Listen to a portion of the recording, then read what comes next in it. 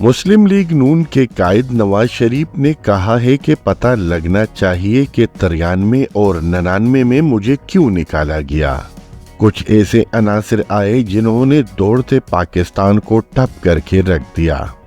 لاہور میں نون لیگ کے انتخابی ٹکٹ کے امیدواروں کے اجلاس سے خطاب کرتے ہوئے نواز شریف نے کہا کہ آج بھی دعا ہے کہ اللہ تعالیٰ اس قوم کو مشکلات سے نکالے۔ ان کا کہنا تھا کہ قوم نے پچھلے 4 سال میں بہت مشکل دور دیکھا۔ ہمارے دور میں معیشت بہت بہتر تھی اور ترقی عروج پر تھی۔ نواز شریف نے کہا کہ قوم ادراک کرے معاشی بے نظمی 2019 سے شروع ہوئی، 2022 تک ملک میں ہر چیز کا بٹا بیٹھ گیا۔ انہوں نے مزید کہا کہ ہمارے دور میں ہر لحاظ سے معاشرہ آگے بڑھ رہا تھا۔ جب کرنسی غیر مستحکم ہوتی ہے تو ہر چیز غیر مستحکم ہو جاتی ہے۔